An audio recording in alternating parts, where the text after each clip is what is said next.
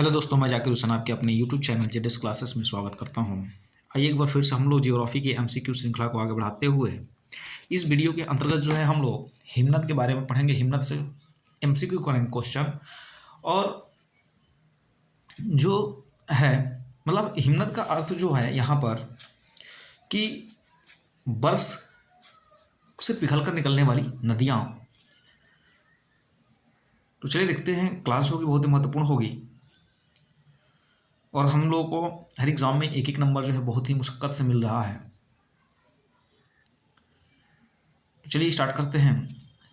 दिया है कि अलकनंदा नदी का उद्गम स्थल कहाँ से है।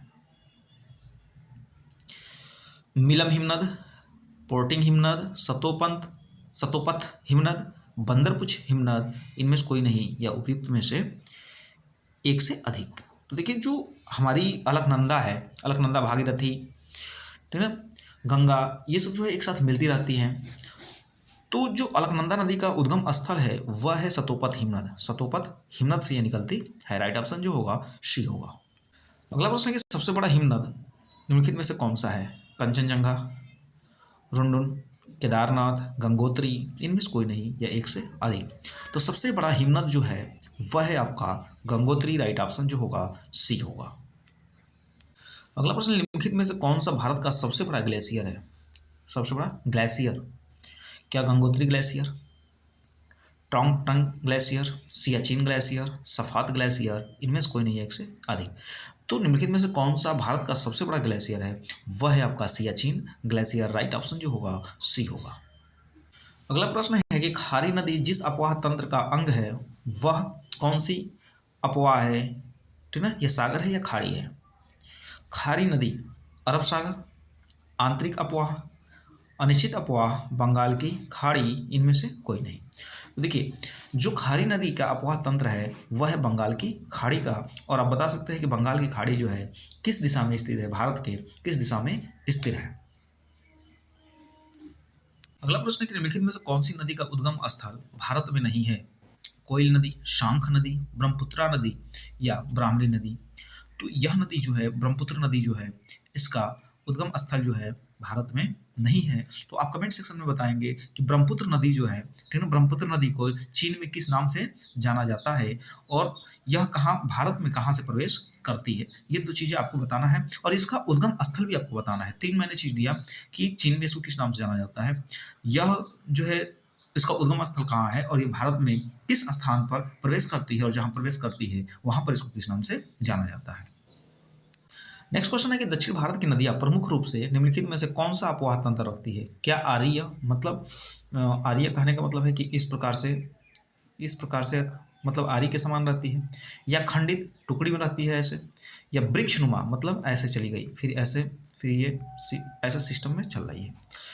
तो अपवाह तंत्र रखती है किस प्रकार का है, या जालीदार रखती है, तो खंडित, वृक्षनुमा या जालीदार। तो जो भारत के अंदर नदियां हैं वह मुख्य रूप से वृक्षनुमा अपवाह तंत्र रखती है। राइट ऑप्शन जो होगा सी होगा। अगला क्वेश्चन है कि बांग्लादेश में जमुना नाम से प्रसिद्ध नदी को भारत में कहा जाता है। बांग्लादेश में जमुना नाम से प्रसिद्ध नदी को भारत में क्या कहते हैं। क्या हम उसको नर्मदा कहते हैं, ब्रह्मपुत्रा कहते हैं, गंगा नदी कहते हैं या सिंधु नदी कहते हैं। तो उसको हम कहते हैं ब्रह्मपुत्र नदी। और आप जानते हैं कि गंगा नदी की लंबाई जो है भारत में 2525 किलोमीटर है और जो भारत की सबसे लंबी नदी है और सबसे अधिक जो है यह क्या बनाती है, तो हम कह सकते हैं कि यह तटीय क्षेत्रों से, तटीय क्षेत्र नहीं सॉरी, यह जो है गंगा नदी जो है वह बहुत से लोगों को, ठीक ना, क्या देती है। ये हम कह सकते हैं कि गंगा नदी जो है, गंगा नदी किनारे जो है आबादी बहुत ज़्यादा है, जैसे उत्तर प्रदेश हो गया, बिहार हो गया, ठीक है ना, ये जो है तराई क्षेत्र बनाने का काम करती है। गंगा नदी जो है तराई क्षेत्र बनाने का काम भी करती है। और सिंधु नदी, अब जानते हैं कि सिंधु नदी जो है 5 नदियों की सहायक नदी है, मतलब इसमें 5 नदियाँ मिलती है और जाकर के ये अरब सागर में गिरती है।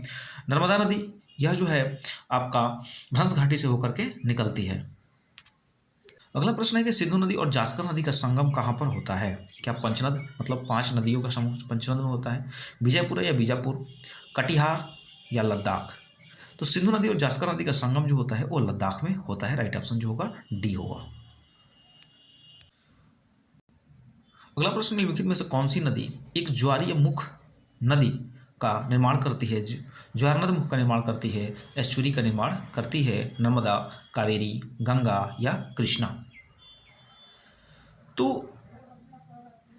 ज्वार नद मुख का निर्माण करती है, तो ये है आपकी कौन? नर्मदा नदी। राइट ऑप्शन जो होगा ए होगा। अगला प्रश्न, गंगा और ब्रह्मपुत्र नदियों का सहायक नदियां मिलकर के भारतीय उपमहाद्वीप में गंगा ब्रह्मपुत्र द्रोणी मतलब बेसिन बनाती है। निम्नलिखित विकल्पों में से कौन सी नदी द्रोणी की एक विशेषता नहीं है? क्या वह जो है कौन सी विशेषता नहीं है? करें कि यह एक उपजाऊ क्षेत्र है जिसमें अधिकांश उत्तर और पूर्वी भारत शामिल है। यह उत्तर में हिमालय के पहाड़ों और पहाड़ियों से घिरा है। समतल स्थानों पर गोखुर आक्सबो जिसको कहते हैं झीलें बनाती है। इसके दक्षिण में सुंदरवन डेल्टा है। करें, गंगा और ब्रह्मपुत्र नदियों का सहायक नदियां मिलकर के भारतीय उपमहाद्वीप में गंगा महत्वपूर्ण द्रोणी बनाती है। तो कौन सी विशेषता नहीं है? तो विशेषता जो नहीं है वो है राइट ऑप्शन डी की इसके दक्षिण में सुंदरवन डेल्टा है। अगला प्रश्न कि निम्नलिखित में से कौन सी नदी है दादर और नागर हवेली के, ठीक है, कौन सी ऐसी नदी है जो दादर व नागर हवेली में बहती है? मीठी, ताप्ती, दमन या गोदावरी? दिया है प्रश्न, कौन सी ऐसी नदी है जो दादर और नागर हवेली में बहती है? तो राइट ऑप्शन जो होगा सी होगा। प्रश्न अगला है, निम्नलिखित में से कौन सी नदी बंगाल की खाड़ी में गिरती है? बंगाल की खाड़ी में गिरती है, सिंधु, कावेरी, नर्मदा, ताप्ती? दिया है कि बंगाल की खाड़ी में गिरने वाली सिंधु नदी। जानते ही हैं कि सिंधु नदी जो है आपकी वह भारत से ये होकर के ऐसे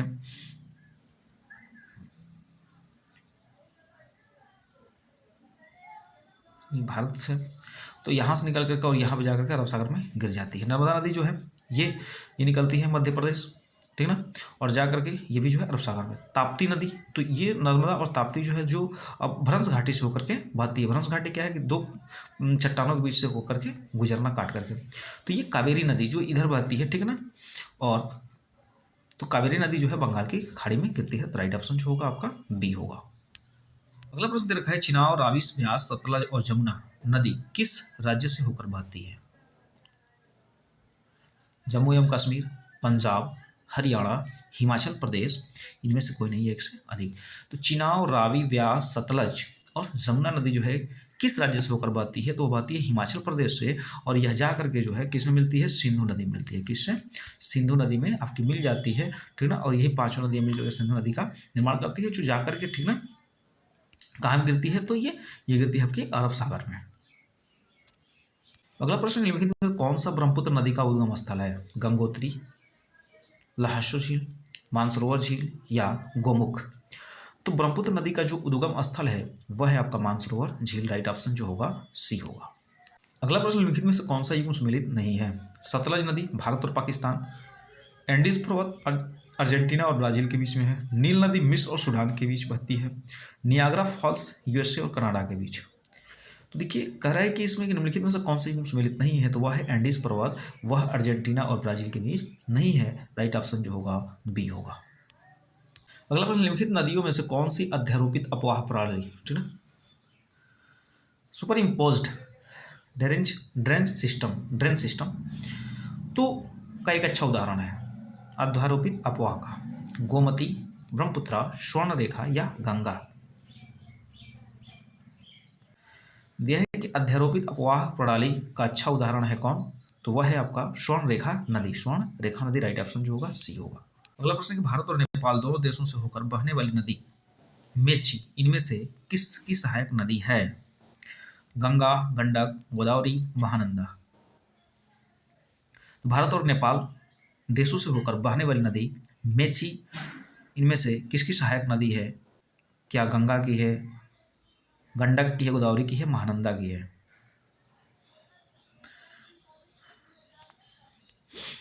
तो ये आपकी है जो महानंदा की है, ठीक है, राइट ऑप्शन डी होगा। अगला प्रश्न, निम्नलिखित में से कौन सा गुंबद जैसी संरचना वाले जल निकासी पैटर्न को निरूपित करती है? कौन सा गुंबद जैसी संरचना वाले जल निकासी पैटर्न को निरूपित करता है? त्रिज्यीय, आयताकार, जालीनुमा, वृक्षनुमा?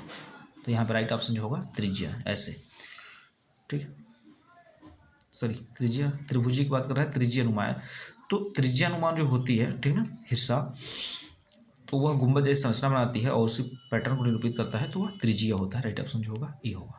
अगला दिया है कि भारत की इनमें से कौन सी नदी पूर्व से पश्चिम की ओर बहती है? तुंगभद्रा, गोदावरी, नर्मदा या महानदी? तो पूर्व से पश्चिम की ओर बहने वाली नदी जो है नर्मदा है। इसमें आता है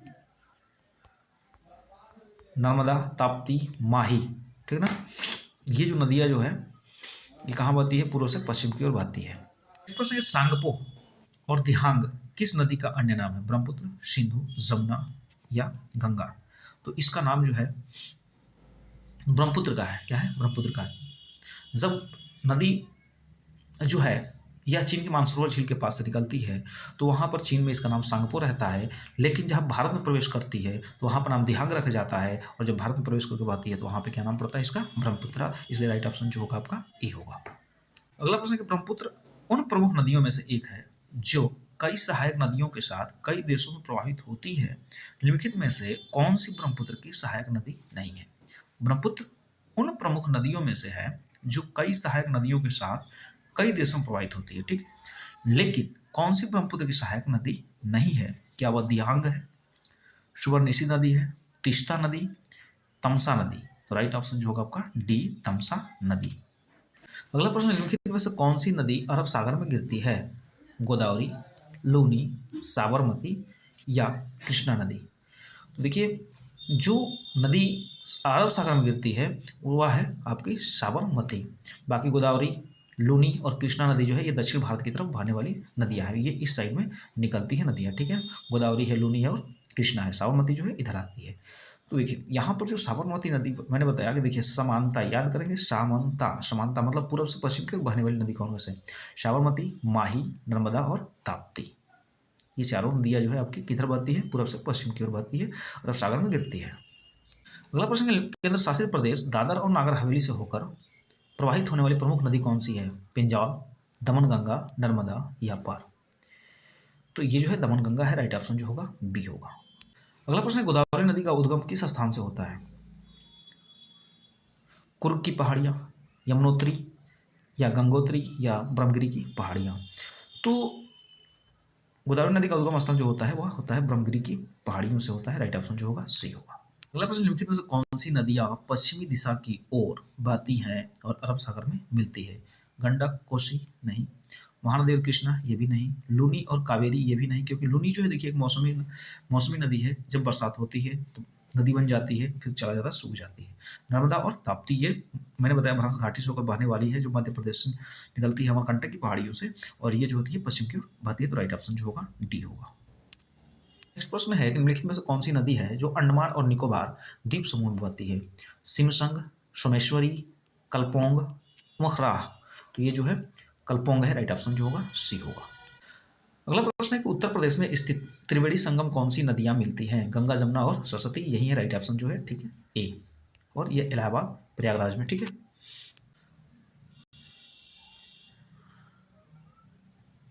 अगला प्रश्न, निम्नलिखित में से कौन सी कृष्णा नदी की सहायक नदी नहीं है?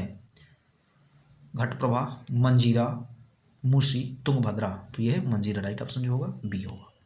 अगला प्रश्न, निम्नलिखित में से कौन सी नदी धुआंधार जलप्रपात से संबंधित है? महानदी, तापी, कावेरी, नर्मदा? धुआंधार जलप्रपात से संबंधित है तो वह है राइट ऑप्शन डी। अगला प्रश्न, निम्नलिखित में से कौन सी उन तीन नदियों में से एक नदी है जिनका पारस्परिक प्रभाव उत्तर भारतीय मैदानों के निर्माण के लिए उत्तरदायी है? ठीक ना, सिंधु नदी, गंगा नदी, ब्रह्मपुत्र नदी या गोदावरी नदी? बात कर रहे हैं भारतीय मैदानों के निर्माण के लिए उत्तरदायी है, तो गोदावरी नदी है। इसको दक्षिण भारत की गंगा के नाम से भी जानते हैं, तो राइट ऑप्शन क्या होगी? डी होगी, क्योंकि इसके इसके क्षेत्रों में क्या होती है, बहुत सारे उपजाऊ मिट्टी मिलती है, जिससे लोगों का जो है निवास स्थान भी बहुत ज़्यादा है, यहाँ पे आबादी भी, ठीक है। नेक्स्ट पॉइंट, भारतीय नदी प्रणालियों में कितने प्रकार के प्रणाली मौजूद है? 4, 2, 3, 1? तो राइट ऑप्शन जो होगा सी होगा।